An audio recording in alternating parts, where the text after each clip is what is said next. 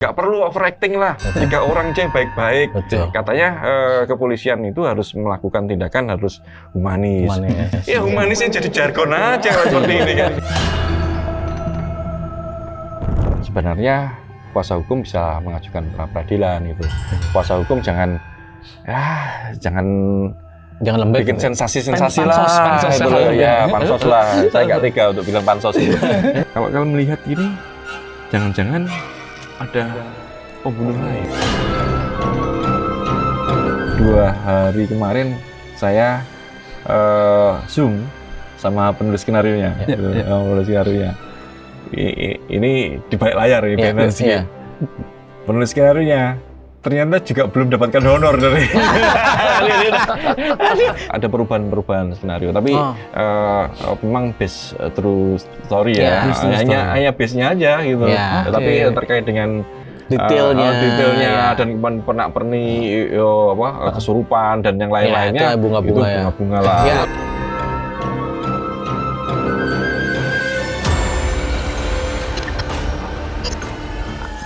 Kisah dunia lain.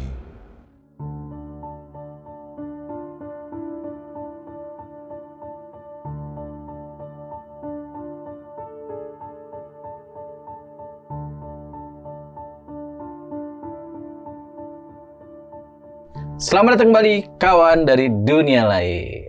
Kiat Mo, Siap. di tengah kebuntuan kita membahas kasus Vina yang makin hari makin kesini makin kesana, makin gak karu-karuan.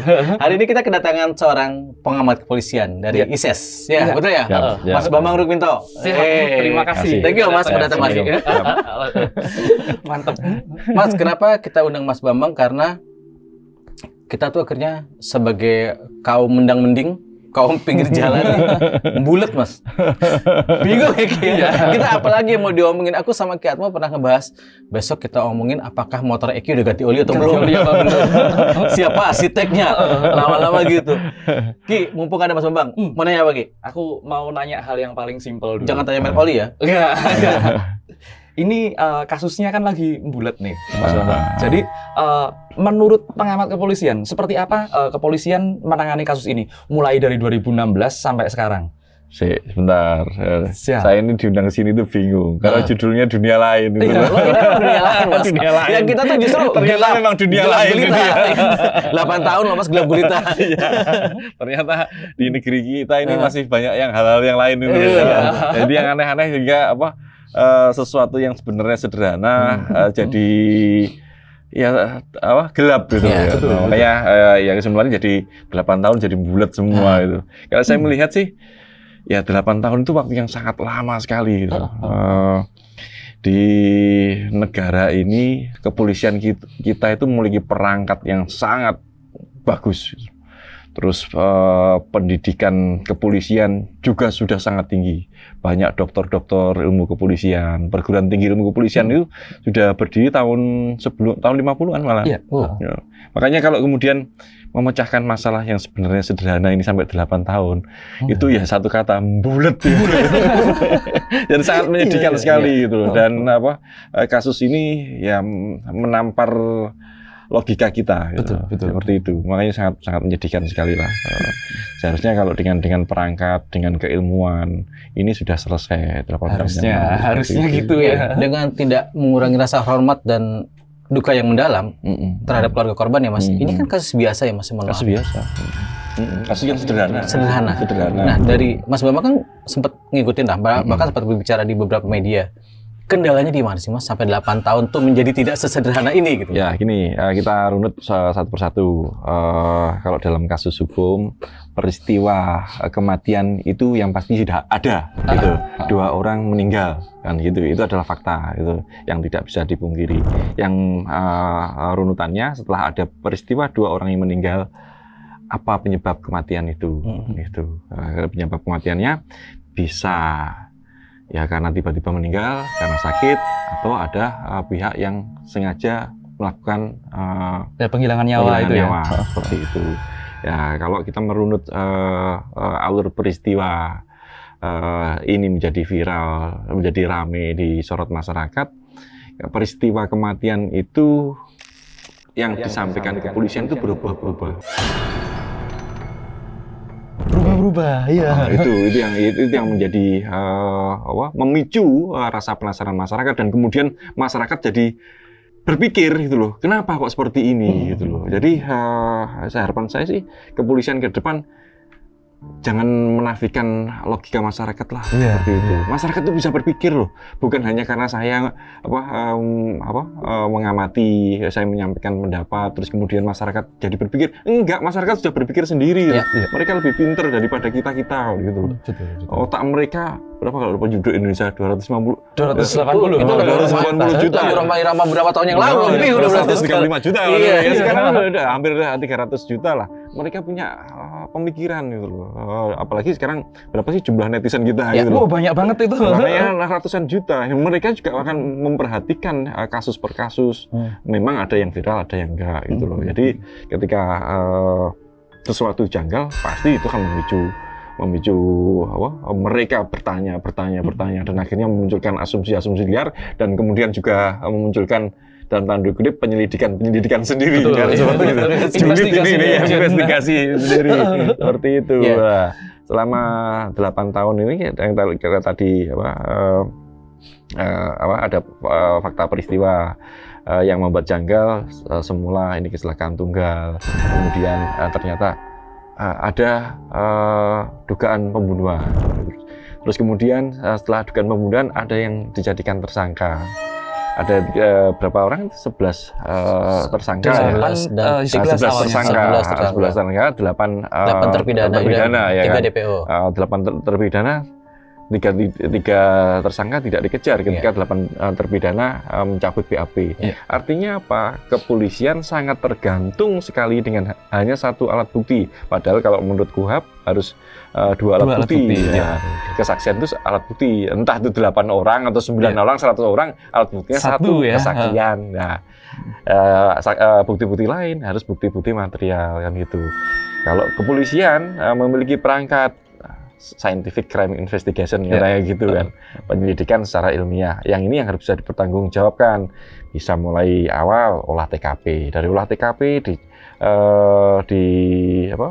dari situ bisa dilihat otopsi, kemudian terkait dengan ke korban, forensik, dan di situ forensik ini meliputi barang bukti yang lainnya ya. Apa alat untuk membunuh, misalnya seperti itu, bercak darah.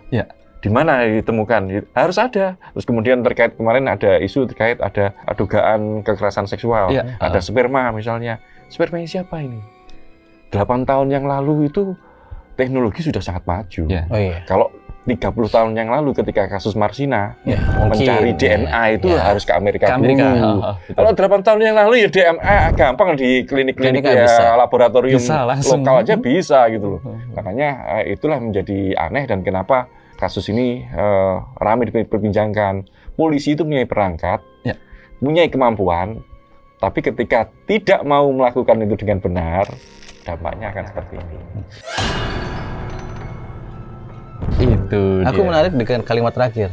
Apabila tidak mau melakukan dengan benar. Nah kan, Mas, aku sama Ki Atmo ini sering main detektifan. Sama dong.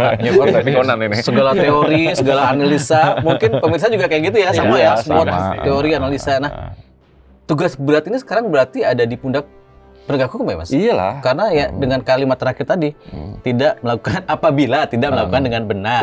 Nah, menurut pengamatan Mas Bambang sebagai pengamat kepolisian, ada indikasi dilakukan dengan tidak benar, Mas? Pastilah. Kalau udah benar, 8 tahun yang lalu sudah selesai. Itu. Tidak benarnya itu tadi, ketika salah satu indikasi ya, masih banyak indikasi lain. Ketika 8 orang mencabut BAP di Polda Jawa Barat, 3 orang tidak dikejar. Padahal si Peggy, rumahnya 8 tahun lalu juga digeledah, terus motornya sudah diambil gitu. Makanya tadi di awal tadi, jangan-jangan ini olinya belum ganti oli. Ini terus nggak bisa ngejar gitu.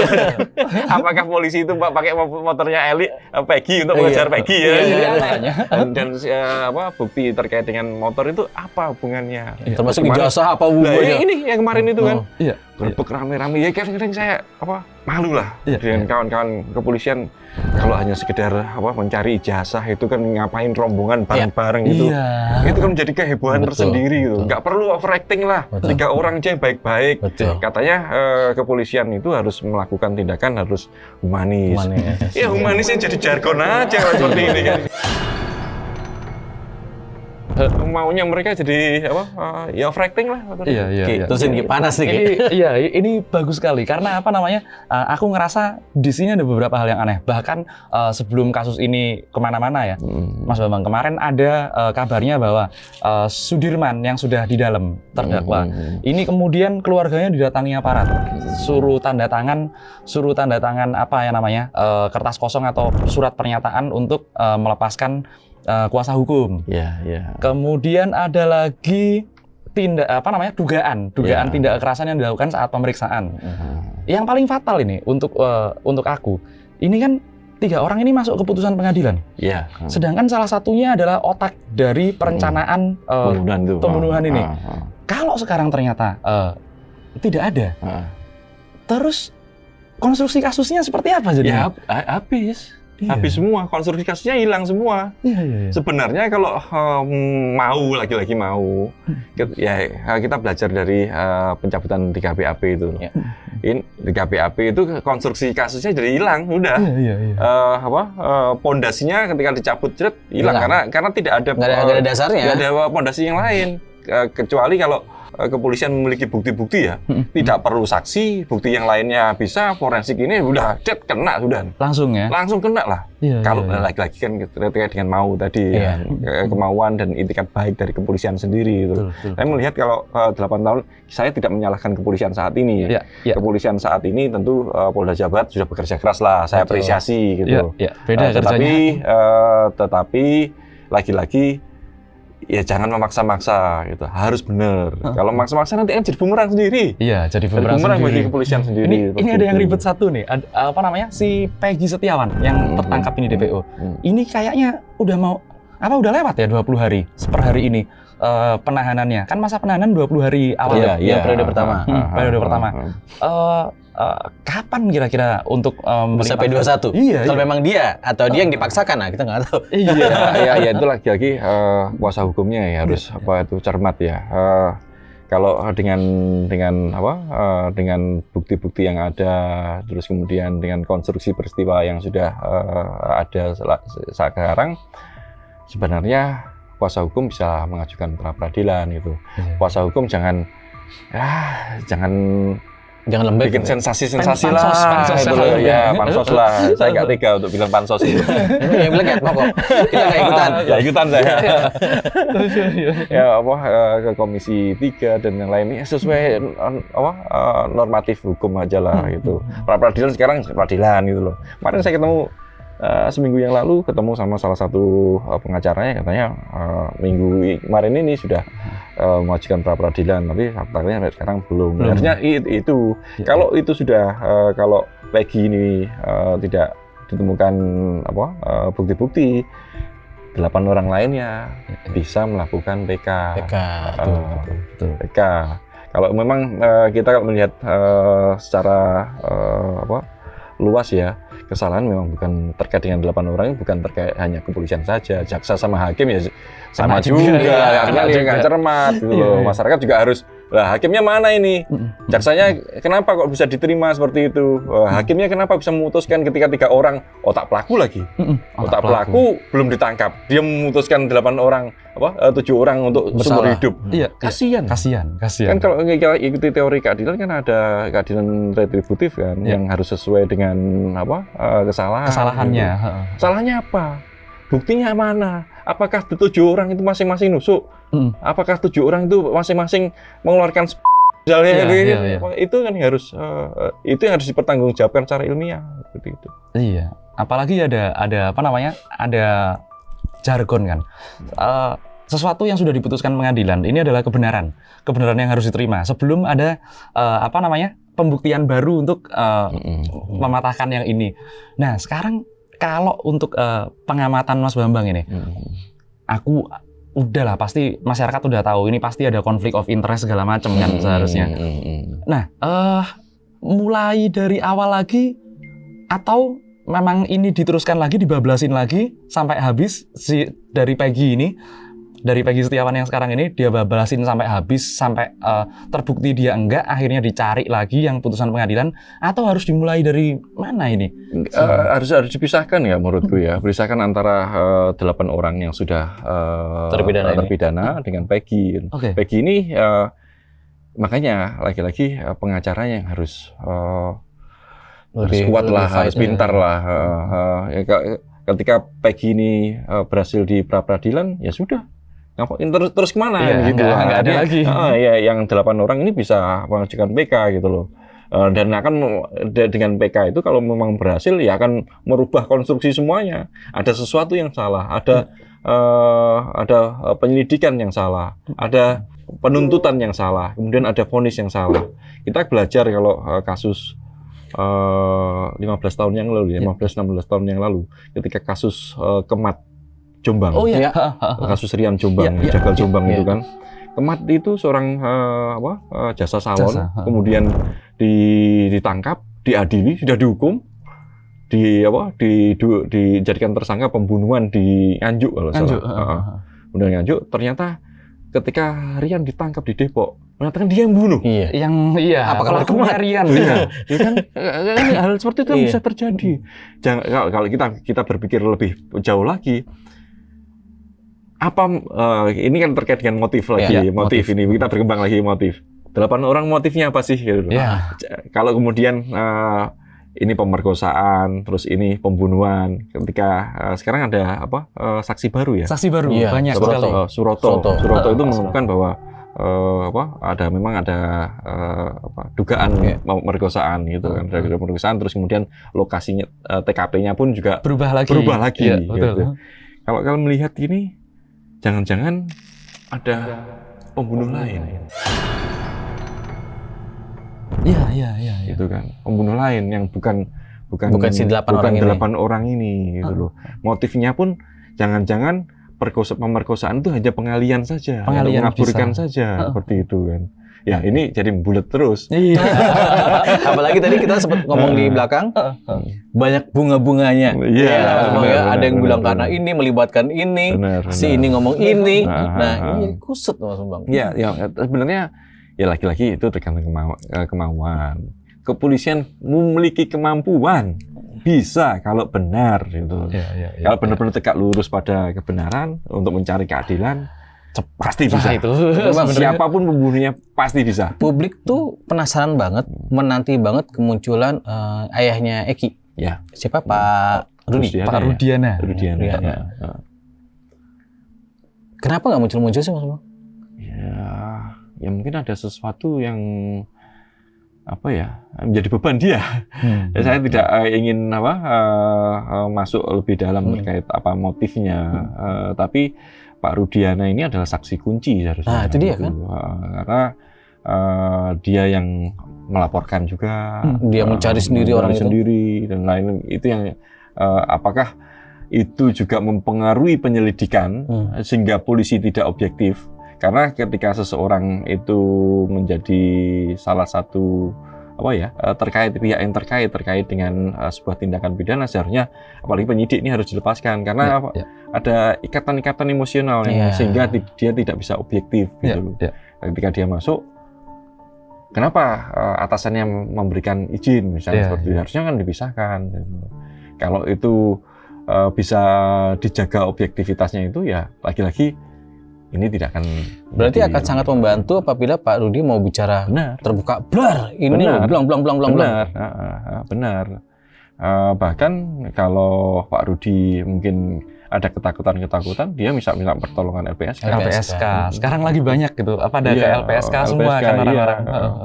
Karena kalau itu paham lah dan sudah menjadi rahasia umum gitu loh. Intervensi pada penegakan hukum itu di Indonesia ini masih sangat kena. Masih umum sekali. Ketakutan Itu yang sangat itulah, mematikan. ketakutan intervensi tadi rasanya yang lebih berat ketimbang Iya. takut diancam. Iya. Nanti kan maksudnya kan? Iya, iya. Intervensi itu lebih berat loh. Intervensi itu bisa dari luar, Iya. ancaman dan lain itu intervensi. Iya. Ini apa namanya?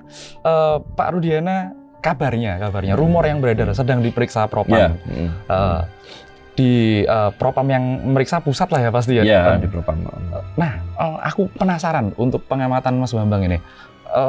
Iya betul, tadi dipisahkan ya antara Peggy sama si 8 tersangka ini. Iya. Ya aku penasaran ini Peggy kemarin ada tes psikologis. Hmm. Ini umum nggak sih sebenarnya digunakan untuk penyelidikan? Ya, umum sih. Tes kebohongan itu Ya. salah satu tes psikologi juga kan. Tapi problemnya tes itu tentu tidak mempengaruhi, hanya mencari motif saja, tapi Ya. tidak menjadi fakta-fakta hukum. gitu. Karena kalau fakta-fakta hukum itu terkait dengan bukti-bukti material tadi, Ya. maksud saya seperti itu loh. Kejiwaan seseorang itu nanti akan mencari hubungannya terkait dengan mencari motif gitu. Apakah dia memiliki gangguan kejiwaan, Ya. dia memiliki motif Psikopat psikopat, gitu. ya, misalnya seperti Ya. itu kan ya. Ini hanya membuat tambahan informasi lah. Tambahan informasi ya, Itu aja lah sebenarnya. istilah seperti itu. Aku penasaran nih, Mas Bambang, kasus ini kan mau nggak mau harus kita akui meledak gara-gara ada film, Film. ya kan? Nah, sebagai pengamat kepolisian ISES gitu ya, apakah Mas Bambang dan tim juga sudah mengikuti kasus ini atau baru masuk ke kasus ini setelah menjadi ramai, Mas? Setelah ini rame. Cukup menggelitik banget pasti ya. Iya. Dan itu ini menarik ini. Ini menarik ini. 2 hari kemarin saya Zoom sama penulis skenarionya. Penulis skenarionya. Ini di balik layar ini penulis Iya. Penulis skenarionya ternyata juga belum dapatkan honor dari Belum juga ternyata. padahal Ini intervensi ini. Padahal udah boom ya. Aduh, kasihan banget ini kawan-kawan penulis. Ini baru sekali diduga nih. Masih tempo. Aduh, kasihan banget itu. Nangis dia itu. Iya. Filmnya booming, kasusnya rame, kantongnya tipis banget. dan lebih ada perubahan skenario, tapi memang based true story Ya, ya, hanya base-nya aja gitu. Ya. Tapi Oke. terkait dengan Detailnya. dan pernak-pernik kesurupan dan yang lain-lainnya itu bunga-bunga ya. bunga lah. Ya, aku itu nggak percaya itu entertain kita. lah. Kita pernah bahas sama Ki Atmo, biar bagaimanapun film kan butuh bunga, ya kan? Butuh belok-belok. Iya. gitu. Nah, tapi ISES melihat nggak bahwa akhirnya dengan adanya film ini membuka sesuatu, membuka tabir yang selama ini masih tertutup. Ya, film ini hanya pemantik saja, tapi memantik rasa penasaran masyarakat, memantik logika masyarakat, dan seperti itu saja. Tetapi ada sesuatu fakta-fakta yang memang janggal gitu, itu saja. Jadi kalau kemudian mempermasalahkan film itu, ya saya rasa ya tidak masuk lah. Nah ini gitu. Mas, ada istilah adu mekanik. Adu mekanik. Jago nih ya. Iya. Sekarang lagi ada adu mekanik antara pihak kepolisian dengan netizen. Iya.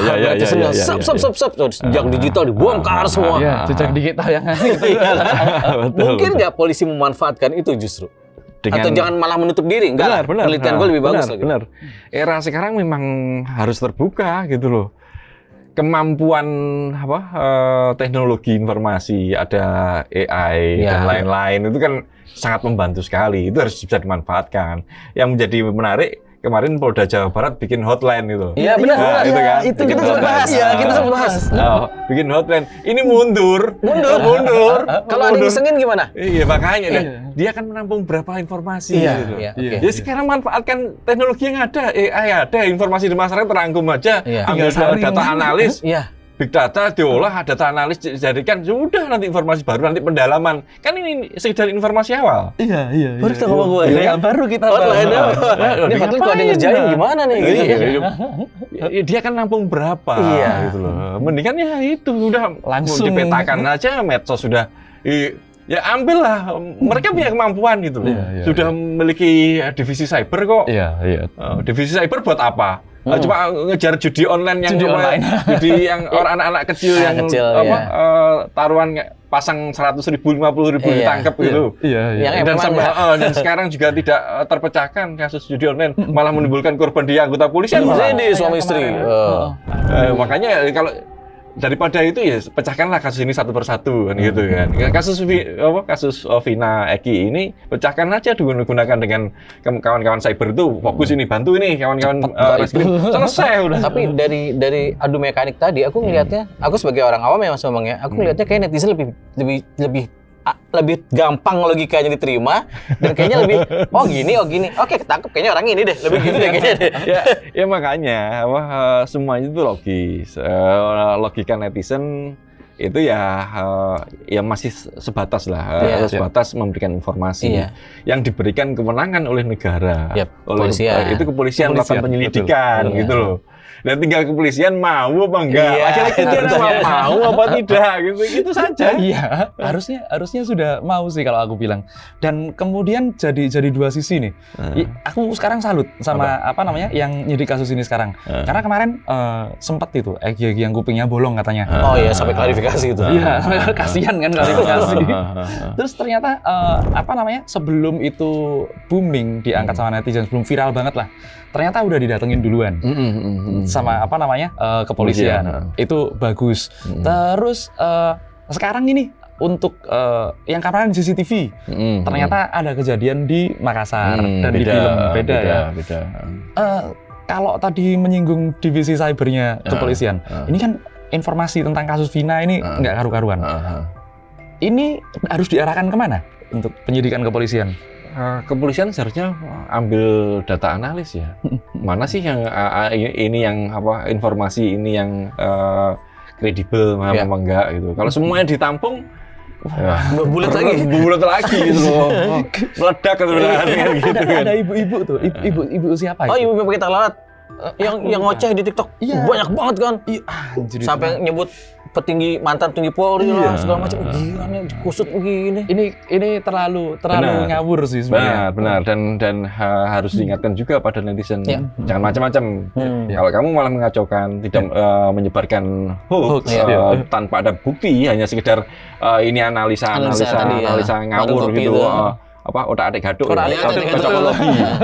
Cocokologi. Ya bahaya juga bagi mereka. Sebenarnya. Kepolisian bisa melakukan penangkapan gitu. Seperti itu harus diingatkan juga. Betul. Kita aja yang kita kan kalau bikin di sini di dalam seriesnya Vina ini sebenarnya kita bikinnya hipotesis kan. Iya. Minimal hipotesis lah. Kalau dipatahkan biar ini. Nah, kita aja diserang Mas Bambang. Dari mana? Itu empatinya netizen lah, aku paham lah. Cuman kalau ke depan ini yang harus dilepaskan Peggy dulu apa ngurusin putusan pengadilan dulu? Putusan pengadilan urusan lain. Urusan beda ya? Harus bisa dibedakan gitu loh. Terkait dengan putusan pengadilan, PK mungkin bisa saja ya. Lagi-lagi ini peran dari penegak hukum lain, kawan kita pengacara. Pengacara. Kalau kemudian ada bukti baru terkait dengan TKP yang berubah tadi, itu bisa juga dijadikan bukti baru. Bisa mengajukan PK lagi, gitu. Peggy lain. Peggy terus kan pra-peradilan seperti itu. Betul. Kalau Peggy peradilan menang ya sudah bukti-buktinya komplit udah. 8 orang ini mengajukan PK udah red. Negara harus memberikan kompensasi dong. Iya, betul. Dan petugas 8 tahun yang lalu masuk propam semua. Iyalah. Itu kemarin ketika kasus Rian Jombang itu 14 orang ya loh yang masuk. Kita juga sempat bahas dengan pakar hukum, Mas. Jadi kalau memang ada salah, ya akui salah dan periksa di propam. Udah, itu aja sih sebenarnya. Simple itu. Lagi-lagi ini kan soal kemauan. Oke, Mas Bambang, sebelum kita selesai nih, apa Mas konklusi yang bisa kita berikan untuk kasus ini, Mas? Terkait dengan penegak hukum kita, terkait penegak hukum kita ya itu tadi mereka harus profesional. Profesional itu menggunakan teknik-teknik penyelidikan yang bisa dipertanggungjawabkan secara ilmiah, logis. Kalau tidak, zaman ini sudah berubah. Sangat. teknologi sekarang berbeda dengan 10 tahun lagi lah, apalagi 20 tahun yang Ya. lalu. Ke depan 5 tahun lagi, 10 tahun lagi, pasti akan berubah. Gitu. Kita nggak tahu, tapi yang pasti akan lebih maju dan lebih cepat. Kalau cara-cara kepolisian masih tetap menggunakan cara-cara lama dengan mengejar pengakuan melalui intimidasi, Ya. penyiksaan, tanpa melakukan penyelidikan yang lebih akurat dengan mencari bukti-bukti baru, bukti material yang kuat,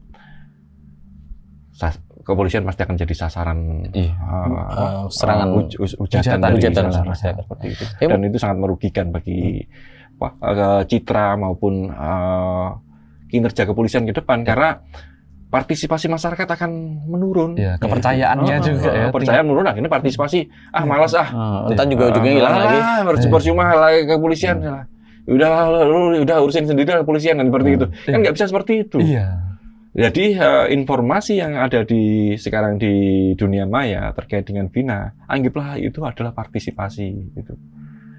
Jangan diantem, tapi masyarakat juga harus jangan ngawur juga. Jangan ngawur juga seperti itu. Tapi masih percaya kan Mas polisi akan menuntaskan kasus ini? Saya yakin dengan dorongan masyarakat cyber, cyber army, cyber activity ya. Ini saya yakin harus mau berbenah dan harus mau mengungkapkan. Tanpa ada itu rentetannya panjang gitu loh. Karena juga akan dalam tanda kutip mengganggu stabilitas nasional. Presiden turun tangan loh. Terutama stabilitas nasional, kenapa? Polisi tidak dipercaya. Ketika penegak hukum tidak dipercaya, bagaimana dengan investasi yang akan masuk? Masuk. Nggak bisa dipercaya. Iya. Ya, artinya kan jadi mengganggu stabilitas. Gitu. Oke lah, baiklah dari Vina kita belajar banyak. Ya, sangat banyak. Dan juga dari kasusnya Vina kalian tunggu ya. Kita punya satu program baru nanti. Tungguin, itu khusus tentang hukum. Tungguin aja. Satu lagi tetap dorong polisian ya Mas ya. Dorong aparat, kasih semangat, bantu terus. Pasti. Dan pasti nih netizen, hati-hati buat konten. Yes. Karena kalau hoax bahaya. Bahaya banget. Oke, terima kasih. Sampai jumpa lagi kawan dari dunia lain.